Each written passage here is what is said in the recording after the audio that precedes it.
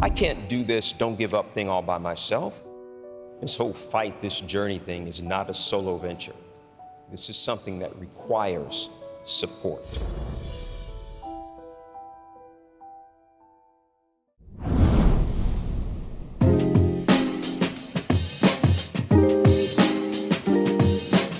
Hello and welcome to the Hoop Collective podcast. We talk about the NBA, which we're doing on Sunday evening. Joining us from Xfinity's Arena. I don't know what it's called.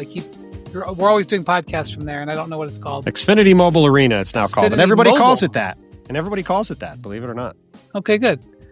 That's Tim Bontemps, who was there at the Lakers' 112-108 victory over the 76ers on Sunday night. Mr. Bontemps and LeBron James turning back the clock to when he was 39.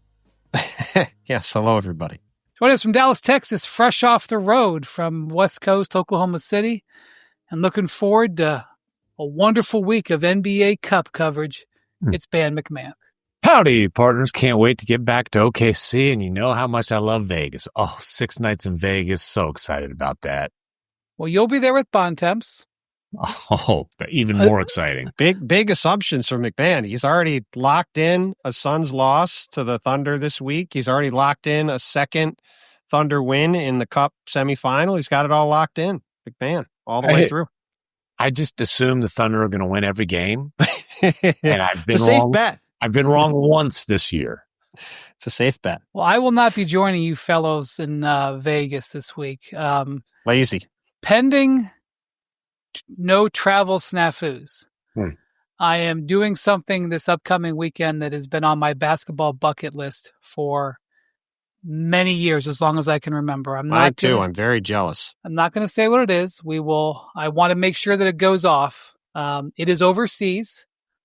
And all I'm going to say is I'm scheduled to spend some time with Joakim Noah there. That's my only hint. It's not in France. It's not in France. It's not a very revealing hint. It is not a revealing hint, but it will be a very cool thing. Yeah. There'll be a lot of NBA people there. Yes. So, with that said, Lakers went to 8-0. 7 or 8-0 now, Bontemps, in clutch games. Within 5 points, within 5 minutes. This was right there again. The Sixers have been playing really well.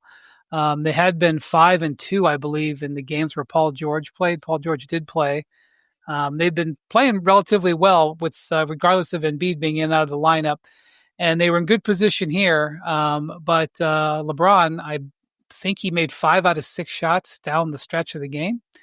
At one point, he hit a fadeaway jumper that was really big in the last minute and a half, and he was so excited about hitting that shot because, frankly, he's not been playing that well so far this season, that he went to a double trademark move. As he was running down the court, he went with the crown. He gave himself a double crown. Yeah. And then went into the silencer, which has been around for decades now. And he was mid-silencer, given the silencer. He hadn't even got to the part where he pounds his chest yet. And I think it was Jackson Hayes came over and pushed him in excitement. And I was like, Jackson, I think it was Jackson Hayes. You are messing around with LeBron not being able to finish that celebration, buddy. He will get a talking to later. But anyway, Bontemps, you were there, a vintage LeBron performance tonight. Yeah, I mean, it was really interesting to see how this game went because if you watch the game on Thursday in Toronto, the Raptors, although they lost the game, are a big physical team across the board. And they have a lot, it's got Scotty Barnes and all these other long, rangy athletes, Brandon Ingram even, right? And LeBron struggled with that length on Thursday. And I thought it was noteworthy that right off the jump... He struggled to the point where he had his lowest scoring game in 1,200 games. First game, he'd been under 10 points in 17 years. In the regular season. Good context. Because he's had 2 single-digit games in the playoffs in those. MacMahon, I know you were at one of them because I was that's there. right. Definitely one of them. And I'd forgotten about the other one. I looked it up, but forgotten about the other one against Indiana. But yeah, obviously the one in the final. That was a game. I'm sorry, quick aside. Yeah. Game 5 of the 2011 finals, where it was 2-2 and LeBron had 8 points.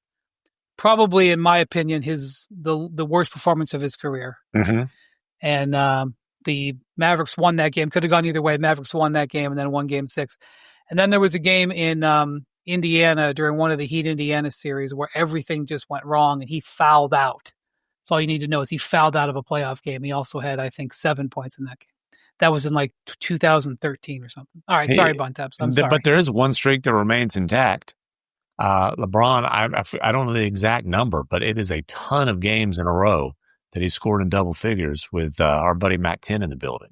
That's true. And in the United States.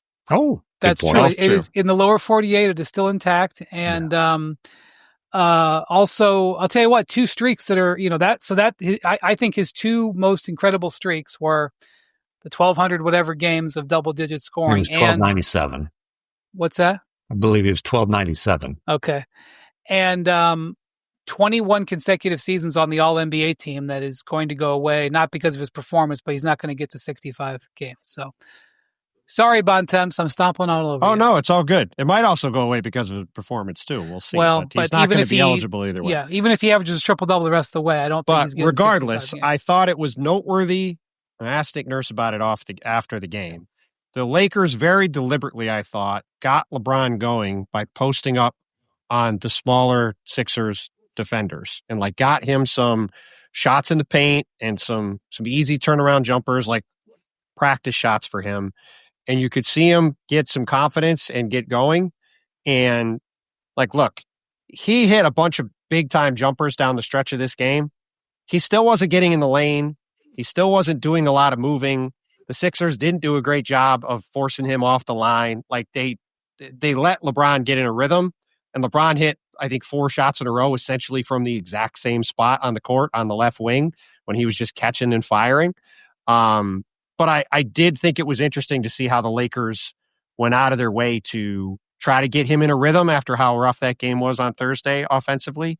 And he still only shot a couple of free throws. Like, some of the burst stuff, I'll be curious to see. Now, he did have a big dunk in the second quarter. He had a couple drives in transition where he showed a lot more burst than he had last week. So, we'll see if he gets his legs under him and how things look going forward. But he's still an incredibly smart player. Nick Nurse talked after the game about how they have probably 2 of the 3 best passers in the league, and Luka and LeBron, and they're both gigantic. And so that physicality they can play with really can make it hard on teams to try to guard them. But, it'll be interesting to see what happens when LeBron plays against more teams with size. Like, for example, let's say Victor Wembanyama's back and they're playing the Spurs in the Cup. I don't know where Victor's status is right now, but he practiced on Sunday. I don't know how extensive the practice was. So they've got till Wednesday to get him right. But if they've got Luke Cornett and Victor Wembanyama and Harrison Barnes and Keldon Johnson and Carter Bryant, all these. Stephon Castle, I believe, is also close to coming back. They might have both of them by Wednesday. Yeah, so I'll just be interested. I think that'll be something worth watching. If there is opponents where he can take advantage of his size and sort of get in the post and make hay, I think he's going to look good. But I think it remains to be seen about some of the burst stuff. Like, I was looking at his shot chart, and like today he hit a lot of jumpers, and through these first several games, he's shooting way less at the rim than he ever has. It's a lot of mid-range shots, a lot of floater shots, a lot more threes, because he doesn't have at least right now, doesn't have the same ability to get in the paint. But on this night, where the Sixers couldn't hit the broadside of a barn, Joel Embiid missed 1 million shots, Tyrese Maxey missed 1 million shots, LeBron hit all the shots down the stretch, and that was enough to win these guys the game. Right, and they need LeBron to be a really good third option, which tonight Reed stunk. LeBron picked up the slack, but it's silly to judge LeBron based on the standard that he's set over the previous 2 decades. He's not going to be that player. Honestly, the Lakers don't really need him to be that player. I would say, they need defensive upgrades more than anything else at this point. But if LeBron is a good third option, then the Lakers are one of the league's more potent offensive teams as long as Luka and Reeves stay healthy. Yeah, so LeBron is shooting career low percentage of his shots at the rim, Bontemps. it's been a sort of a downhill dive. I mean, there were years where LeBron took as much as 46% of his shots in the restricted area. Okay, I mean, that's been a decade ago, but that was his high watermark. He almost half of his shots in the restricted area. Number of years where he took over 40% of his shots in the restricted area. 2 years ago, 35% of his shots in the restricted area. Last year, 24%. So far this year, and this was going into tonight. Now, it might even be lower because you were saying he shot almost all jumpers. I think he had 4 of his 17 shots in there, so it's probably slightly higher, but he was at just under 19% before tonight, right. so he's probably still under 20. Right, so 35, 24, under 20%. Small sample size, only played 7 games. You know what, though? You know who else is shooting? And I'm looking at the basketball reference numbers here, 0 to 3 feet. I assume that's where you're looking. Yes, basketball reference. Luka's also shooting a career low from that range, and it's 0.085, which is almost half of his career norm. And I think one thing we have to consider is what's the spacing like for the Lakers. You know, now Ron being 40 has a lot to do with his as well, but like Luka is as felt as he's been since at least early in his career, if not ever. I think part of this is the Lakers aren't a team that has great spacing in terms of shooting. Well, they are, look, they're 17-6. We've talked on the pod this fall about how the Lakers are outperforming what their stats say maybe they should be. They are 10-3 on the road, and they are 8-0 in these clutch games. These are streaks that are tough to maintain. But part of the reason why they're able to do that is because, and I know LeBron's only been there for 7 games, but in this case, in this game, it's because they have multiple options to go to at the end of these close games. So, Reeves has won them some games this year with his shot making down the stretch. He was terrible tonight. His worst game of the season, 3 of 16. Yep. I was actually listening to the game for a while on the Lakers radio broadcast, and they were talking about how they felt that Reeves' legs were a little dead, his 3rd game in 4 nights, which Luka missed a couple of games on this trip because congratulations to him. His 2nd child was born, his 2nd daughter. Uh-huh. And LeBron sat out the game in Boston. So Reeves was the guy who was sort of carrying the load a lot, and they felt his legs were a little dead tonight. Luka, 9 of 24. He did get to the free throw line 14 times. They were double teaming him late in this game. A couple of times the ball went to LeBron coming off of a blitz of Luka. No, Nurse said that was the game plan. They decided they were going to try to get it out of his hands, and they had made a couple plays out of it, and the Lakers made a couple more, and that was the difference. Right. So they did a great job on Reeves, and Reeves is tired. They did pretty good job on Luka, 31 points, but 24 shots.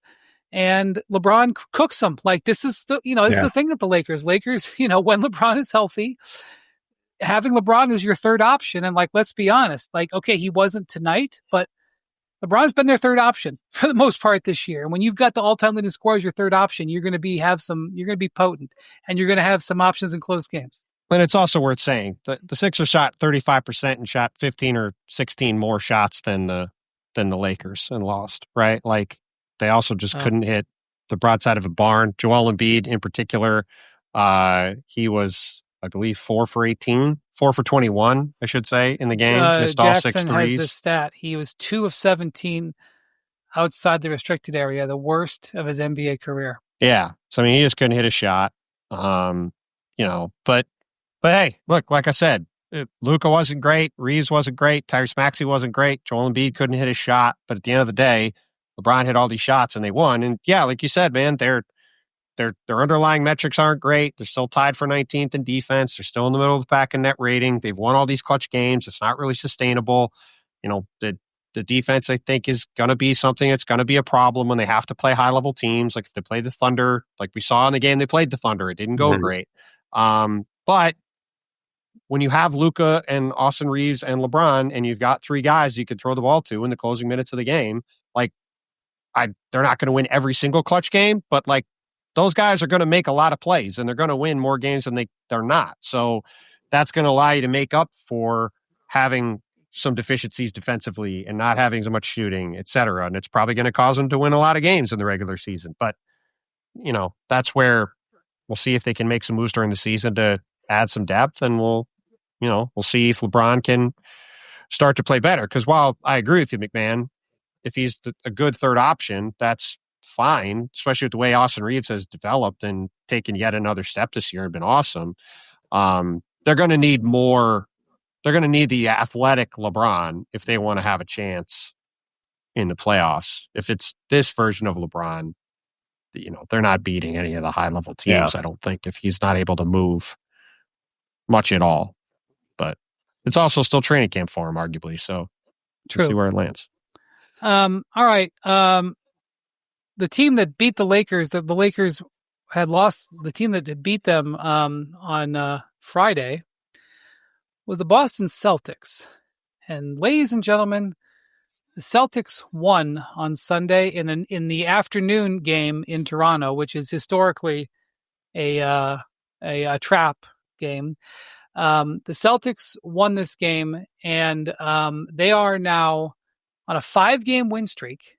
They have won 8 out of 10 games. In those 10 games, they are number 1 in the league in offense. Oh. And number 24 in defense. I don't want to say it's not sustainable, but look, they've got to do what they got to do to win games. They are now in 3rd place in the Eastern Conference. Here they are, 24 games into the season. They are holding on to the 3 seed. Jaylen Brown is putting together a all-NBA campaign. He had 30 more points today. He is absolutely leaning on mid-range jumpers. He is taking 16 2-point shots a game, which leads the league in 2-point shots. He's tripled his percentage of shots from his career from 16 feet to the 3-point line, basically long twos. And it's working, Bontemps. Now they've got some other stuff going for them, primarily. Derek White has come alive. He was struggling mightily early in the season. Peyton Pritchard has come alive. Yes. He was struggling mightily earlier in the season. Those guys went from shooting under 30% from 3 on a lot of threes a game to over the last 15 games, White shooting 38% and Pritchard shooting 40% on a combined 16 attempts a game. That's mainly what's changed. Like, those guys went from missing everything to making their normal amount of shots. And look, the Celtics are Joe Mazzulla. I went and wrote a story. B and Jabal wrote a story about the Pacers, the Celtics, and kind of the concept of a gap year. Now, the Pacers had a billion injuries at the start of the year. Their team fell off a cliff. Now they're starting to win games. Now that they have somebody besides Pascal Siakam healthy, it was basically him and nobody first month of the season. But when I started talking to Joe Mazzulla about the idea of the story, I barely got it out of my mouth, and he wanted to go. He went and grabbed one of his assistant coaches, like, "Hey, is Bontemps the one whose quote we have on the wall?" So he wanted to go show me this quote about it being a gap year. I thought he wanted to play you in one-on-one. Well, no, I'm smart enough to know not to play Joe in one-on-one. And he probably wants to go MMA with Bontemps, and I will pay to see that. I ain't doing that either. You'd lock the cage. You'd make sure it went down. I know a lot better than to be trying to do any of that stuff. But the point is, I was not the one who said it, but he was clearly, Joe Mazzulla doesn't need a lot to get hit, to have a chip on his shoulder and to be motivated. And he came into this season, and the Celtics came into this season motivated to show that this was not going to be a throwaway season. And look, because of the fact that the Eastern Conference has come back to them, because it has, because Cavs corner is in a not great place. We'll see what happened with Franz Wagner. That was a very unfortunate looking injury today. Hopefully he's all right. Yeah, Franz Wagner, the first game of the day was in New York. The Knicks, by the way, have won 7 of 8. We're not going to talk about them right now, but they had a nice win over the Magic today. But Franz Wagner, would you say it was non-contact, Bontemps? I couldn't really. Yeah, it was a really awkward fall. His leg got bent in an awkward direction. It didn't look good. Yeah, the quotes didn't sound good after the game. We're worried about it. Everybody's worried about it. He's having an MRI. Hopefully he's okay, but it certainly was concerning. But the point is, the East has come back to Boston. They're finding a way to win these games. They're playing sometimes, like we talked about the Celtics playing, or the Sixers playing small and not really having any bigs. The Celtics are sometimes playing with essentially Jaylen Brown or Jordan Walsh, who's like a 6'8" string bean at center. And they're flying around, creating turnovers, making plays. And they've now put themselves in a position where if Jason Tatum comes back sometime late in the season and can get anywhere near Jason Tatum level, like if they have Jason Tatum and Jaylen Brown and Derek White and Peyton Pritchard going into the playoffs, like nobody's going to want to play them in a playoff series. I think that's a big if with Tatum. I think I agree, but it's at least something to think about now. Where that is not anything I would have remotely entertained 2 months ago. It's within the realm of possibility. I think anything they get from Tatum this year has to be considered a massive bonus. The fact that there's not a clear cut, I'm not going to say that. The Pistons have established themselves as the favorite in the East, but they're not a proven team in terms of deep playoff runs. So the East is wide open in that sense. So all that's nice. But to me, what's really encouraging about what the Celtics are doing now is how it can benefit them next year, the year after that. You talk about, some of the guys that are kind of emerging as, potentially solid rotation players for a long time to come. Nemanja Škeda is he's a solid big man. And even though their defense, Bontemps is smiling because of how you pronounced it. Is that why? It's not your fault. Nemi. Sure they call him Nemi. They call him Nemi. All right. Kata. Jordan Walsh, DFW guy, by the way. Hey, I'm just here to tell you. I think Cade Cunningham called Dallas-Fort Worth the Mecca of hoops. If you put together teams of NBA players based on the location, the Mavericks would be like the Thunder right now. DFW team. DFW's got a chance to be number one on the list. There's a lot of Tyrese Maxey is Tyrese Maxey, Cade Cunningham. Who's starting at point, Maxey or Cade? But they're starting together. I know. Jordan Walsh in the starting lineup because the Celtics are 10-2 with Jordan Walsh in the starting lineup. Well, Jordan Walsh has been really good for them. Obviously, it's coincided with the other guys getting hot. By the way, he's shooting 60% this year. Yeah, he went like he went like 15 of 15 over like 3 games. He's a second round pick out of Xavier from a couple of years ago. I thought it was first round pick. No, second round pick. Oh, he didn't play much the first couple of years in the league. He was in the G League a lot, but he plays insanely hard all the time. And went to Arkansas. I thought he went to Xavier. Sorry, he was a second round pick, or like 37th, 38th pick. But he 38th. That's right. Yeah, but he plays really hard. And again, when you've got Pritchard and White and Brown shooting most of the shots, you need guys around them to fill in the gaps. And he's been a perfect fit that way. And like I said, Joe Mazzulla's found different ways to make this work. And look, over the past 2 weeks, 2 weeks from today forward, they've won games against Orlando, Detroit, Cleveland, New York, the Lakers, and now the Raptors. And they lost the second night of a back-to-back by 4 to Minnesota and almost came back and won that game. That's the one loss they've had. So, 10-2. They've been playing since inserting Jordan Walsh into the starting lineup. The best record behind OKC in that span, says the group chat. Good job. It's all because of Jordan Walsh. But they have been playing well. And look, again, I'm not sitting here saying they're definitely going to win the East. But you're not? I'm not. But the Jason Tatum question becomes more interesting by the day if they continue to win games and look like they could be a team that could be a factor in the playoffs without him. And I think that, like I said, I think that's more a symptom of the weakness of the top of the East. But these guys have proven playoff experience. Basically, none of these other teams do. And some of the guys.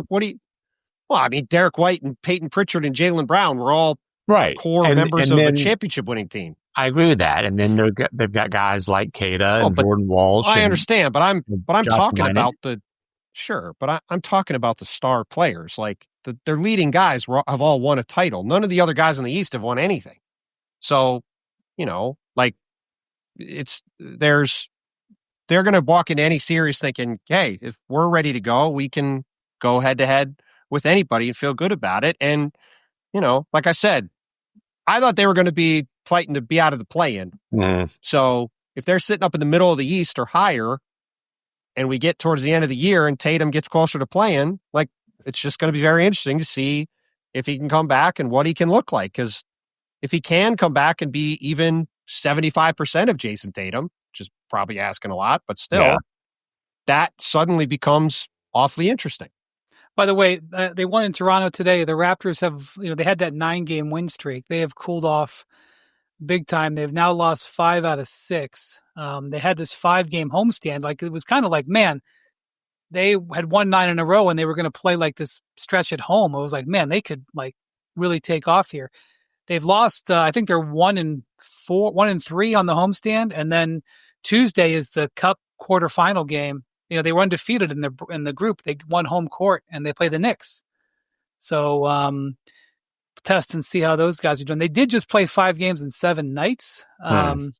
Having said that, they lost at home to the Hornets by 25. Oof. So that's hard to do. I was going to say, I don't know what conversations you guys have had with people around the league. There's a lot of people pretty frustrated with the schedule, and it's the league is going to get mad at me saying this. The schedule is jammed up because of the NBA Cup. 100%. Right. Now half the league or 3/4 of the league now gets 4 days off. And like it's all of these teams have been playing 5 and 7, like the Atlanta Hawks, for example. The Atlanta Hawks just got done playing 6 games in 9 days. Friday night, they're up 25 on the Nuggets. They completely ran out of gas, lost. Saturday night, they're on a back-to-back. They play the Wizards. They're up again by like 20. They ran out of gas, almost lost. They had to come back and win in the fourth quarter. And like all these teams across the league are all playing 5 and 6, 6 and 9, 5 and 7. Yes, the Cavs are in a 7 and 10 in a minor tailspin right now, and they had a absolutely ridiculously dud home loss to like the remains of the Warriors on Saturday night. Pat Spencer show, baby. Who's that? But it was their 5th game in 7 nights too. And while, it's still a wretched loss, like it's hard to like really get on. Like on Friday, they beat the Spurs, who'd been 7-2 without Victor. And on Saturday, they're playing their 5th and 7 and they just don't have it. And it's not surprising they ran out of gas in the second half when they've been playing every other night or sometimes back-to-backs piled up. And like this is happening to teams all over the place. And it's all because of the Cup. And I do think the league has to look at the schedule of the Cup and potentially move the medal round or the knockout round back farther in the season to lessen some of this jamming up of the schedule. Because for all this talk they've made about reducing back-to-backs and putting more rest in the schedule, like you said, it defies logic how it makes sense for the league to have 3/4 of the teams now get like multiple giant chunks of like 4 and 5 days off after having crazy to play all these games piled up on each other before.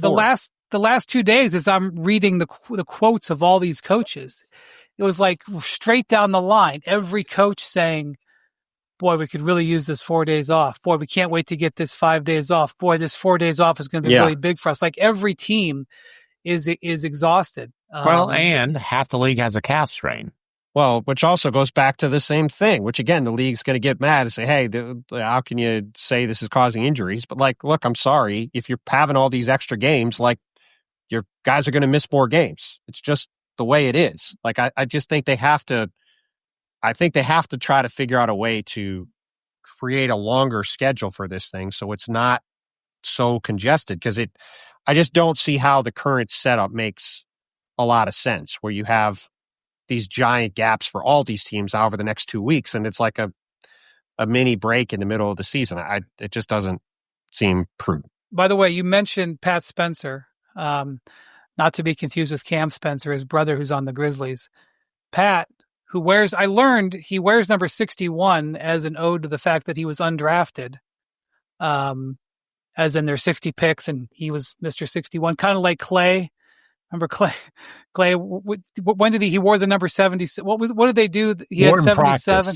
When they named the NBA's 75th anniversary team, he wasn't on there. They put jersey number 76 in his No, there was actually 76 guys on the team, so he was like number 77. There was whatever a tie. it was. It was one past whatever the number was. So anyway, Pat Spencer wears number 61. Well, by the way, the reason he wasn't undrafted is because he only played 1 year of college basketball. Well, you guys know, you guys, here's a trivia question for you guys. You may not know this. You guys know how old Pat Spencer is? Well, he played 4 years. Do you know how old he is? Well, hold 26. on. He played 4 years of college lacrosse. Yeah, he's one of the best lacrosse players. He's one of the best lacrosse players ever. And then he played a year at Northwestern, and then he went in the NBA. Do you know how old he is? No, hold on. He didn't go in the NBA. He went and played in Europe. So I would say he's like 27 or 28. He's 29 years old. In his second season. Okay, so he's had this little bit of a run here for the Warriors, including he had a great game in Cleveland. He actually had a good game today. The Warriors won in Chicago without Steph, without Draymond. Jimmy Butler did play today. But so what did he do? He said, like, he made a big basket. And he said, "I'm that MFer," except he didn't say MFer. So on Thursday here in Philadelphia, the before the Cavs corner setback against Pat Spencer and half the Warriors, the Warriors had no Steph, no Jimmy, and Draymond Green left in the second quarter with a foot injury. They're down like 25 points to the Sixers. Basically, everybody here just turned off and thought the game was over, including the Sixers. And then at the start of the fourth quarter, Steve Kerr junks up the game. He starts running full court presses and flying guys around. And all of a sudden, the score's down to like 7. And with about 4 or 5 minutes to go, Pat Spencer hit a 3 on the wing and turned around and shouted very loudly, "I'm that bleepity bleep." And everybody on the team thought it was quite funny, and it's now become a thing. And Steve Kerr said it in a press conference, and it's now taken on a life of its own. And he's replaced Jonathan Kuminga in the rotation, essentially. So that's where things are at. Yeah, it reminded me of when Kerr during the 2019 playoffs, when Durant tweaked his calf, and they were in trouble against the Rockets, and they made the comeback.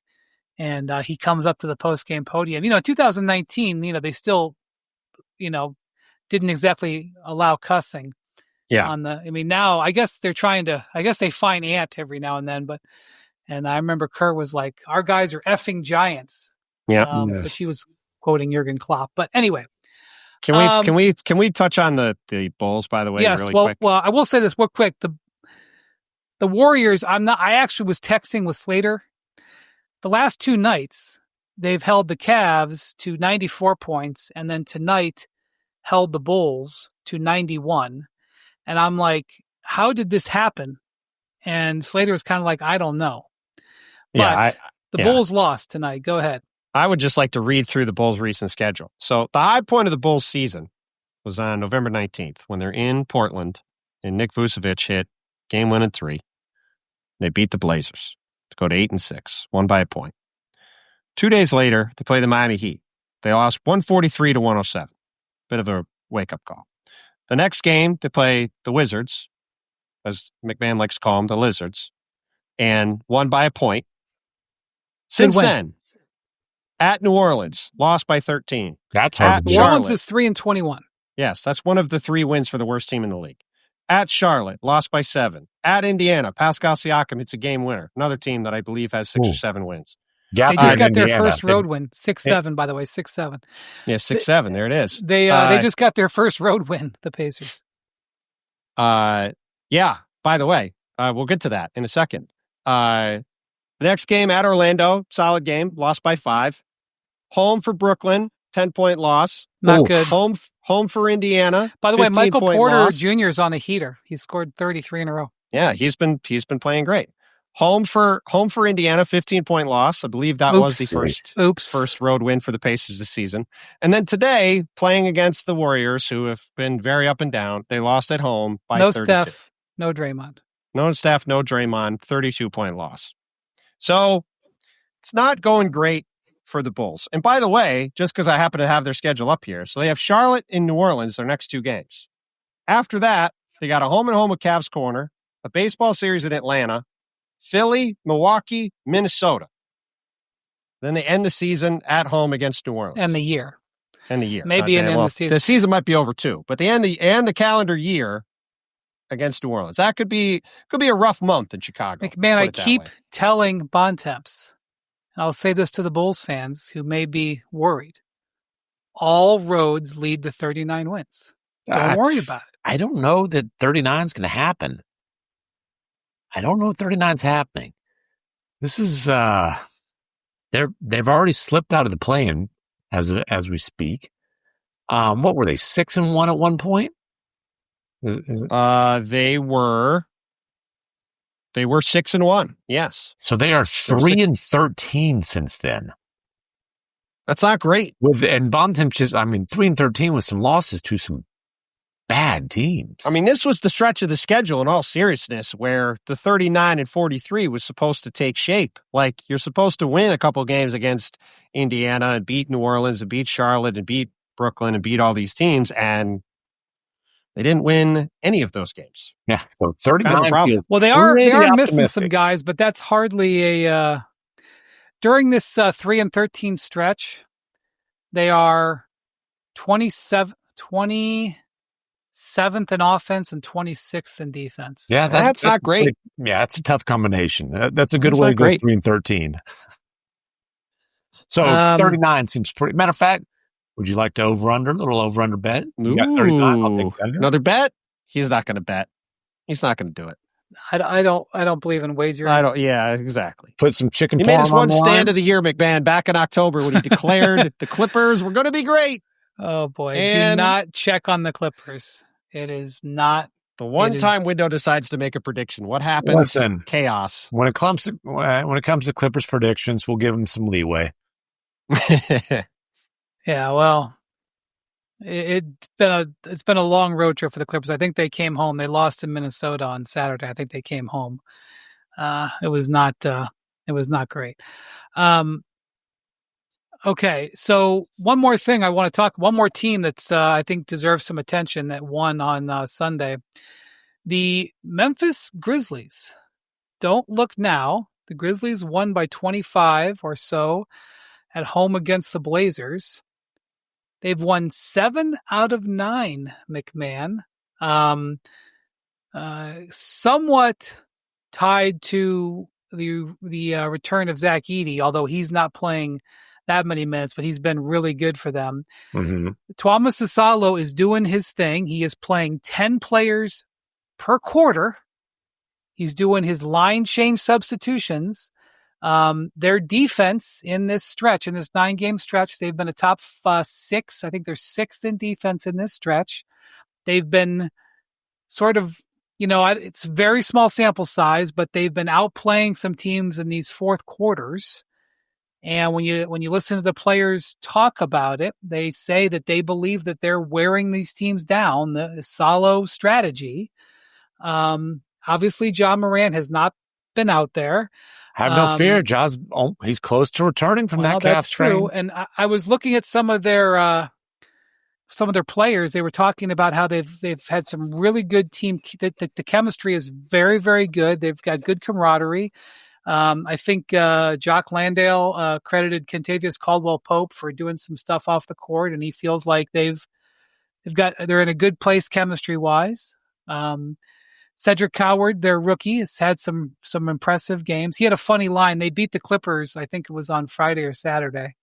It was Friday, and he went up to Kawhi and to meet him, introduce himself to him, and he said that he had to go ask him during the game to, like, if he could get his phone number or something, because he wants to work out with him in the off season, and Kawhi doesn't have social media and he doesn't know anybody who knows how to get a hold of him. So he's like, I just had to go ask him. But he played a good game. Coward played a good game on Friday. So listen, MacMahon, I don't know. I mean, they're still under 500. They're still 11-13. But it should be noted that they've pivoted here, and I think a lot of it's been around both their defense and, frankly, the Asalo system. Yeah, and I'm curious to see once Ja gets, I assume there'll be some sort of minutes restriction, which will make the transition easier for him. But once he kind of gets back, where there wouldn't be a minutes restriction, I'm curious to see how this all works. He clearly was not a fan of the substitution pattern. Frankly, I don't believe Jaren Jackson Jr. was either. Jaren Jackson had 6 points today, but they won. And that's what's interesting. So Ja hasn't been part of this turnaround at all. Jaren has been, he's been all right. He's been okay. Yeah, he's had some big games. When you're talking about how are they winning, it's the depth, it's that system, and it's their young guys. They're in these last 9 games, Jalen Wells is leading them in scoring. Right. Cam Spencer, Pat's brother, has been pretty damn awesome. He's 36, I think. No, I'm just kidding. He's But, you look at these last 9 games, in 25 minutes, he's averaging over 14 points, shooting 54 from the floor, 49 from 3-point range. Edey, in 26 minutes, is averaging 14 and 12, and he's a plus 12. Coward shooting he's in a little shooting funk here, but like awesome energy guy. I'm curious if the Grizzlies are kind of in a pivot completely away from, the we find in the West core, and we'll see how things play out. But Edey looks like a player. Cedric Coward looks like a player. They've loaded up on future picks. They've obviously committed to Isalo and given him a lot of freedom to run the system. I'm curious to see how things play out here. Well, here's the stat that sums up Memphis' entire season. So Zach Edey obviously missed the first chunk of the year. In the 847 minutes he's been off the court, they got 109.5 offensive rating. In the 262 minutes he's played, 26 minutes a game, like you said, it's 5 points higher, 114.4. In those 847 minutes he hasn't played this year, the Memphis Grizzlies defense has 119.1 defensive rating. In the 262 minutes Zach Edey's played, it's 95.3. It's 24 points lower. They are plus 19 per 100 possessions when Zach Edey plays. They're minus 9.6 when he doesn't. That's a 28-point swing. Now, I don't think Zach Edey's become better than Nikola Jokic, but it's not a coincidence to me that their season has turned around when he started playing games. And he has been good.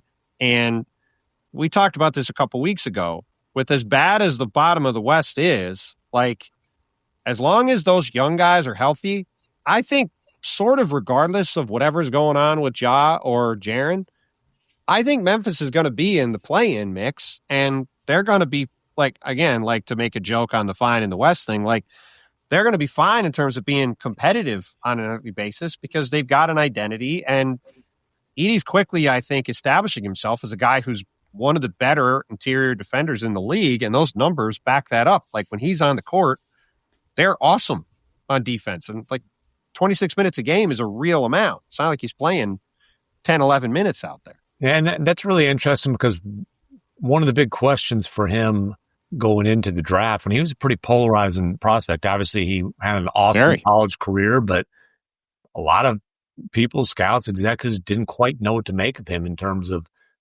being an NBA prospect. Yeah, there was a lot of people who didn't think he was a first round pick. Yeah, it was a extraordinarily bold pick of Zach Kleiman to take him at 9. And they had tanked that season. They tanked to make sure they kept that pick, right? Yep. But one of the big questions was, how is he going to hold up on the defensive end? Was he going to be a bullseye that people just put into pick and roll after pick and roll after pick and roll? And clearly the Grizzlies have managed to put him in a position to play to his strengths. Now, I will say, as much as I've said, hey, Jaren's been okay, it definitely helps to have Jaren Jackson Jr. out there with him on the defensive end. And honestly, I also heard a lot of questions early this season, before he got out there, of how's he going to fit into this coach's system that's really based on pace, playing fast, an up-tempo style for I don't know what Edey's weighing now, but he's 7'4", 290-ish, 300, whatever it is. And clearly, so far, so good. It has not been an issue. Yeah, so we'll keep an eye on the Grizzlies with Ja set to return pretty soon. Before we go, Monday in Brooklyn, Terry Rozier is scheduled to make a court appearance and I assume enter a plea and get a bail situation set up. Bontemps, and you have a story that is publishing Monday morning with Bobby Marks. It's an FAQ on the Terry Rozier situation. Can you explain why it's a Terry Rozier situation? It's not just so much that he's charged with a federal crime, but that there's something else that is going on. Yeah, so obviously the most important thing for Terry Rozier on Monday is that he's going to be arraigned in this this illegal sports betting case and what she's been alleged to be involved in, and we'll see what happens with the legal case over time. But from an NBA perspective, which is what Bobby and I wrote this story about, there's two facets of his situation that are interesting. One is to go back to when he was traded from the Charlotte Hornets to the Miami Heat, now almost 2 years ago, in January of 2024, in a deal for Kyle Lowry, who is here in Philadelphia tonight, where the Heat gave up a first-round pick, one that's lottery protected in 2027 and becomes unprotected in 2028. The Heat, when they made that trade, it was never disclosed to them that Terry Rozier had been under any sort of NBA investigation for, the suspicious bets that were placed on the game in March of the prior year in the game in New Orleans. Yeah, to be really clear, just to give the timeline of this, the sports books flagged unusual betting activities with Terry Rozier near the end of the 2022-23 season. He didn't play the last 9 games of the year as the Hornets shut him down. Mm-hmm. The NBA did their investigation behind the scenes. It was not public. He started the 2023-24 season. And to be clear, just to cut in for one thing, they did not find any violations of NBA rules, so therefore he continued to play. Right. I'm not sure exactly when that investigation ran. It was before the trade. Right. But Rozier was playing. We reported that in this story. Right. Rozier was playing. And then we get near the trade deadline in January of 24. The Hornets, which, by the way, it was a trade that I didn't like. It was sort of an unheat trade from the day it happened. But anyway, so the trade did a couple of things, right? The Heat were clearly ready to move on from Kyle Lowry for a variety of reasons, so they did. It also saved the Heat money. And Terry Rozier was in the middle of a very good season. He was scoring like 23 a game. And so they were hoping to get some scoring punch, and they gave up a future first-round pick to do it because it saves them some future money. Now, it cost them money in the out years because Terry had more years left on his deal, but he was a younger player, and they hoped he'd be part of their team for a while. So the Heat were not told about this investigation. Then a year later, the Wall Street Journal reports that Terry Rozier is under investigation as part of this thing. That's when the Heat find out that this had happened in the first place. So the one part of this is, as part of trades, you're supposed to, there's a disclosure process in trades. So essentially, should the Heat have been told about this investigation in the disclosure process for the trade? And because they were not, what can the Heat do about it? That's one part of the story. And then the other part of the story is Terry Rozier has a $26.6 million expiring contract, which with the Heat in the top 4 in the Eastern Conference is a piece that they could potentially use to go improve their current roster. And as we just talked about, the East is wide open. Perhaps they can make a move to go be a contending team and even better than where they are now. And are they able to trade Terry Rozier in light of everything that's going on? Those are the two main topics in the story. And the answers are? Well, the answers are the Heat have not yet decided what they're going to do in terms of whether they will file a grievance about this trade and try to, whether they get their pick back or get something else. People we talked to in the league, I don't think the Heat would win such a grievance. However, they could file one and try to get some compensation back, because you can read the story. There's a lot of language in the league's operation manual about what you're supposed to do in terms of disclosing things in trades. And as far as the Terry Rozier piece in the trade part goes, there is not a clear decision on whether Rozier will be able to be traded or not. However, I would say the fact that Terry Rozier is on the roster is a sign that the Heat believe that if it came down to it, they'd be able to put him in a trade. And last year, or I think it was last year or 2 years ago, Kevin Porter Jr. was arrested in a different case, totally separate thing. And a month later, he was able to be traded to the Thunder, who waived him, which is what would happen here. So while there hasn't been a definitive answer, I think it's safe to say that the likely answer is Terry Rozier would be able to be traded. And again, given where the Heat are sitting and given that there could be big name players available between now and the trade deadline, having a $26 million expiring contract to put into trades is a relevant thing to pay attention to. A key sentence in this story: the Hornets, when asked by ESPN whether they were aware of the league's investigation into Rozier before the trade, declined to comment. So I would say that the Heat did not know, and the Hornets declined to say whether they knew. Well, I would say I'll that say just this. says a lot. I the would say league this. office, which conducted the trade call and verified the trade, we can say knew. Well, the because league they office did conducted the investigation, so safe to say that they That's knew. right. Also, That's right. when Terry Rozier sat out the rest of that season, he was listed with a foot injury that I'm pretty sure we know now wasn't really a foot injury. Well, no, hold on, MacMahon. Yeah, don't do that. I thought the same thing, and I was corrected. Oh. So They were in Dallas the next night, and it was a foot injury then. yes, it was a foot injury, and according to the NBA, it was a foot injury. Having said that, the league was aware the day that the bets happened of the unusual situation. Where But was he listed in And that one? the argument from the Heat perspective is the Heat, if there's three parties on this call, in the Heat's opinion, there was only one party that was not aware of this, and they should have been made aware of it, and then they could have decided what they were going to do, I think is the simplest way to set up the situation. Now, right. And look, we don't know. Maybe the Heat would have gone through with the trade because, again, the NBA did not they could not substantiate wrongdoing. right. Not using the word cleared, and the league has not used the word cleared.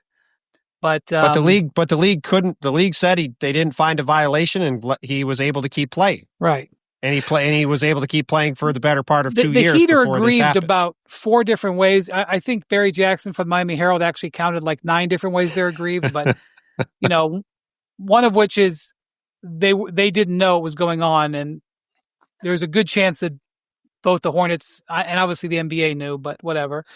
Well, it's not, and to be clear, it's not on the NBA. The NBA is not on that call to disclose things. The NBA is essentially there to just hold the call, and the two teams go back and forth and talk about stuff. True. However, the NBA in the past has stepped in situations like this. Sure. Maybe not exactly like this. Sure. So they're unaware of this, number one. Number two, they don't have Rozier to play for them. Now, he was playing horribly. His career has essentially gone into the gutter. On the court, forget about the fact that he's now under federal indictment, but he's not available to play for them.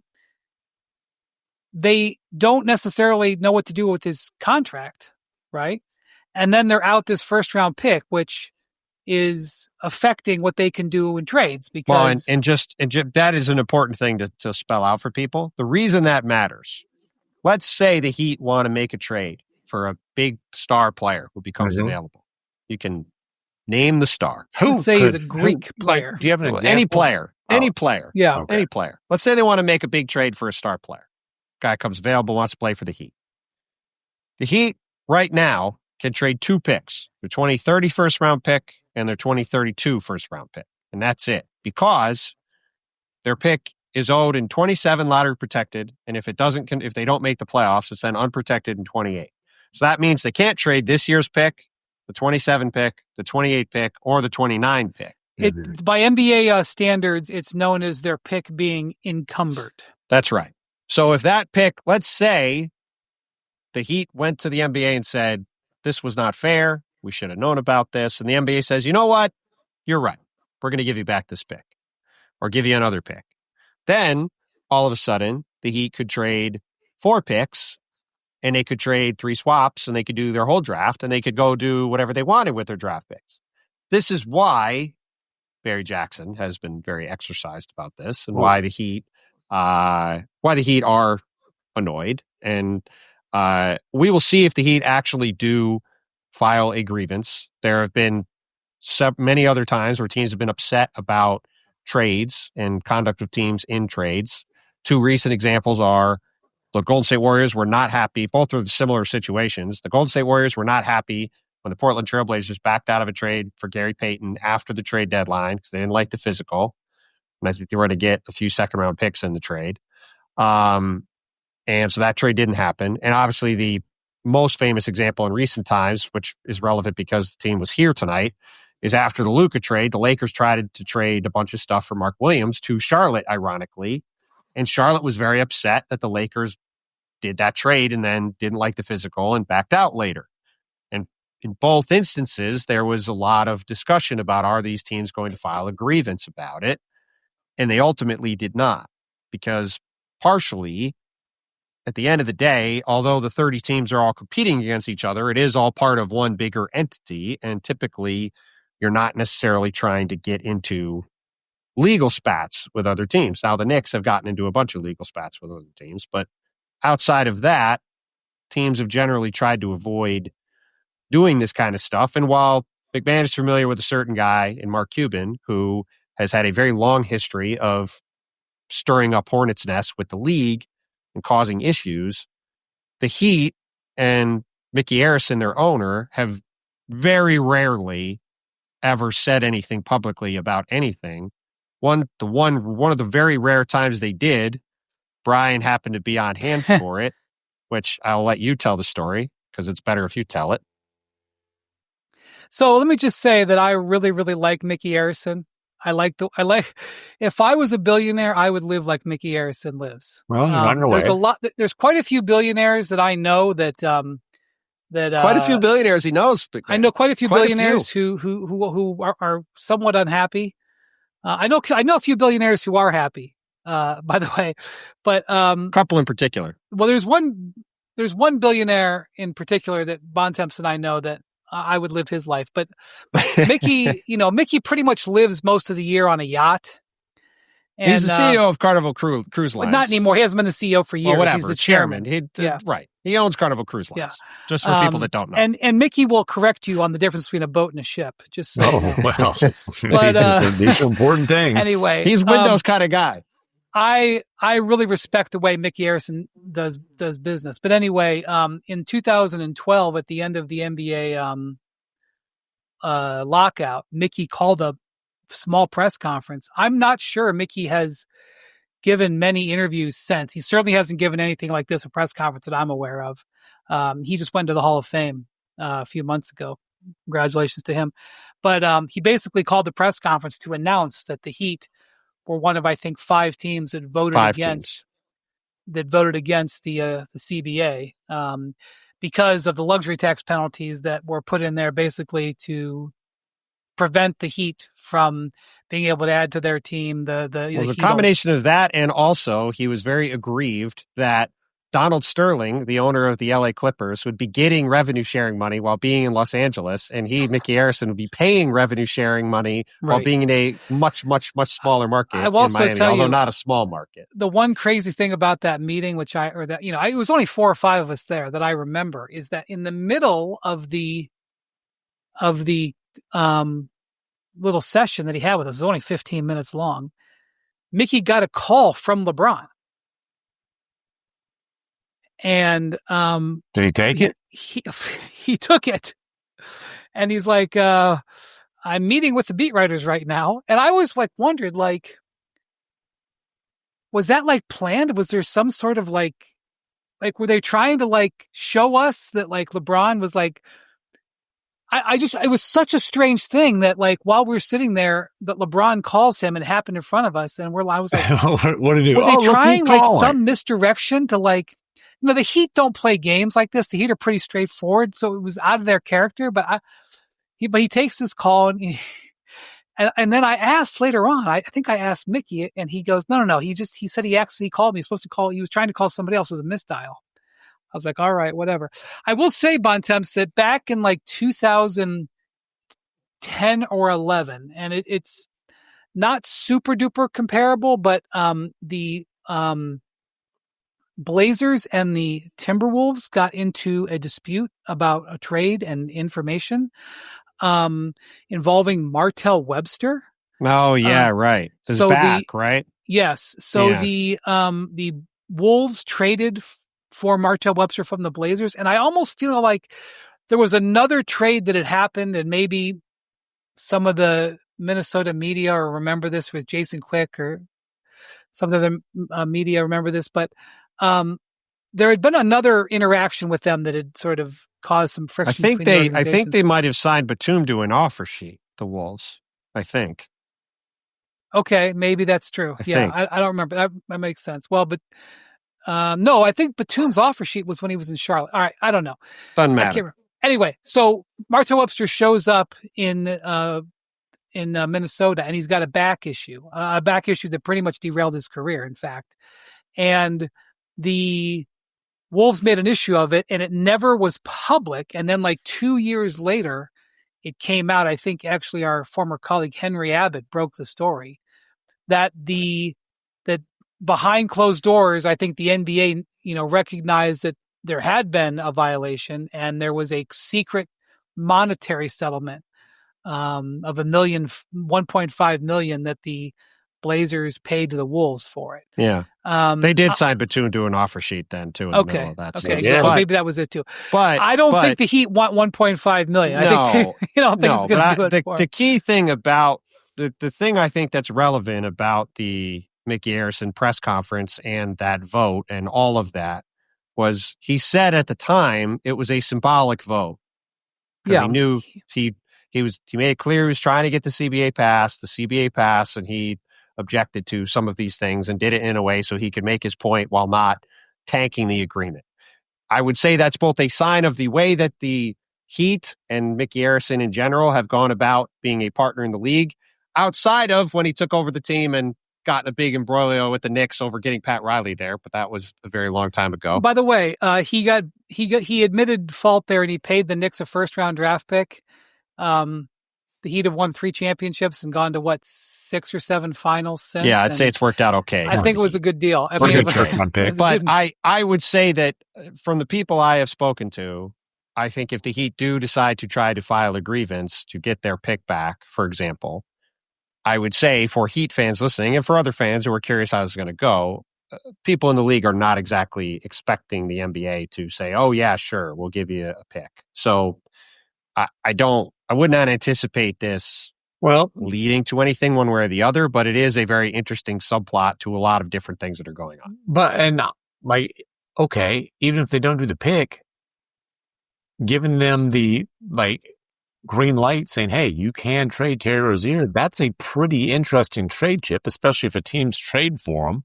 And obviously the guy's not stepping foot in their locker room, and you're not. That's why the Kevin Porter thing is relevant. It would be just like what happened with Kevin Porter. He would get waived by somebody who acquired him, almost certainly. But I believe, correct me if I'm wrong, didn't the Thunder have to pay Kevin Porter Jr.'s salary?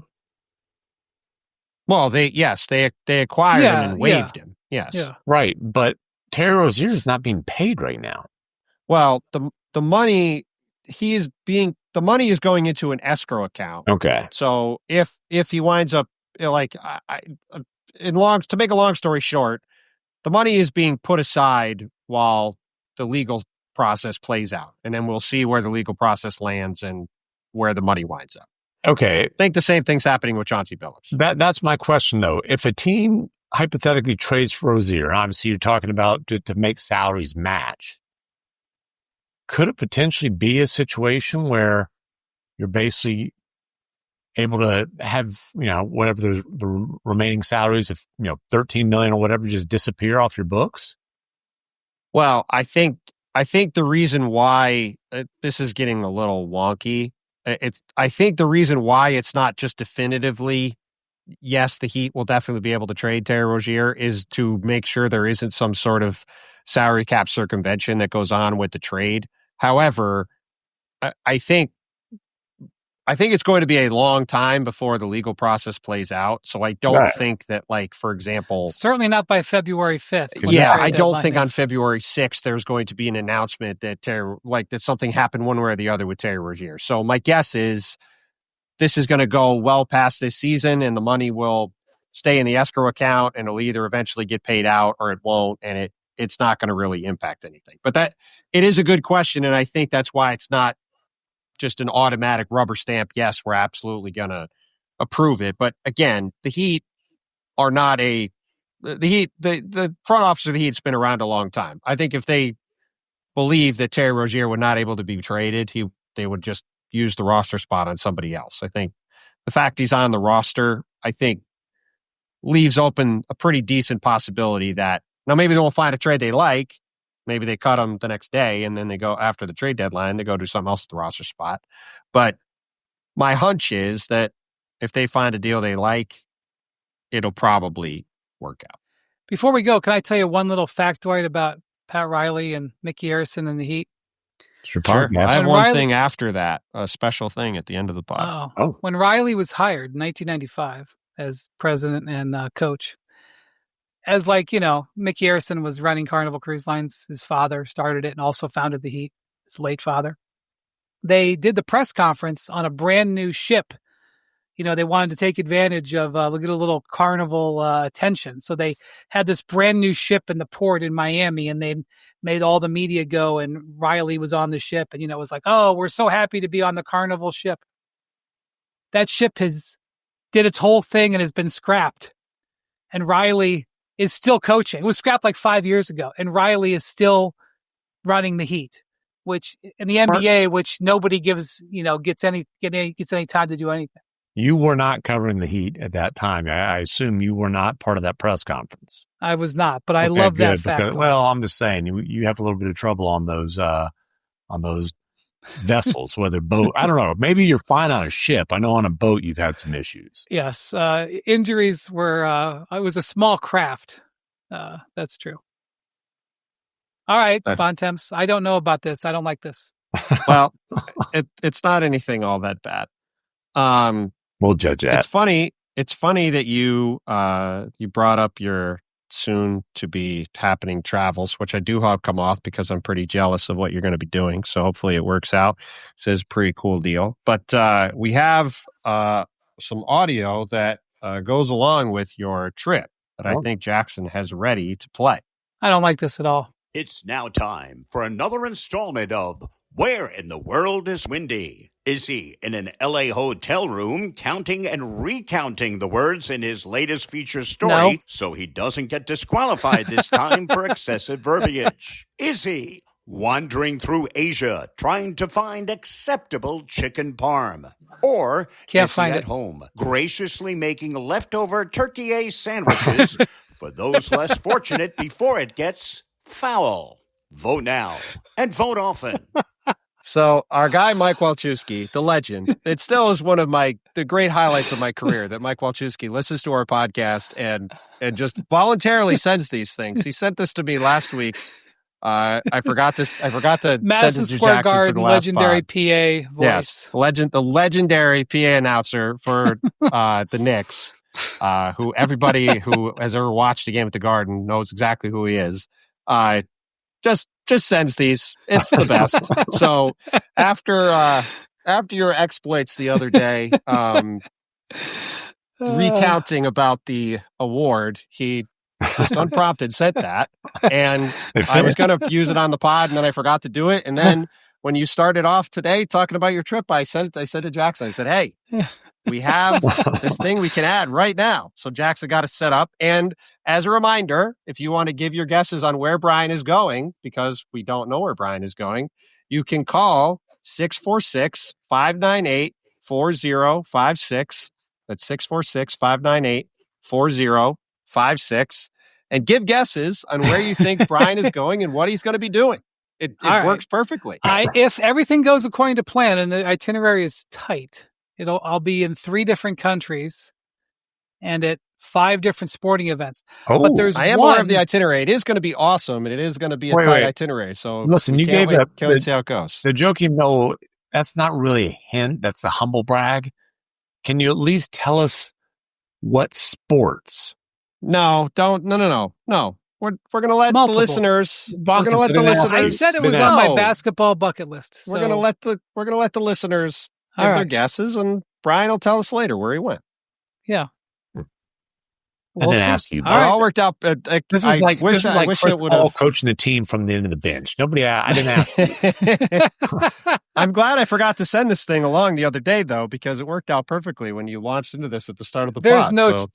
By the way, I've had some really good Italian food in Asia, but no chicken parm. All right. Thank you very much to Mike Walczewski. Thank you so much to Jackson for putting it all together. Thank you to Bontemps. Thank you to MacMahon. Thank you for listening and watching the Hoop Collective. Talk to you in a couple of days. Adios, amigos.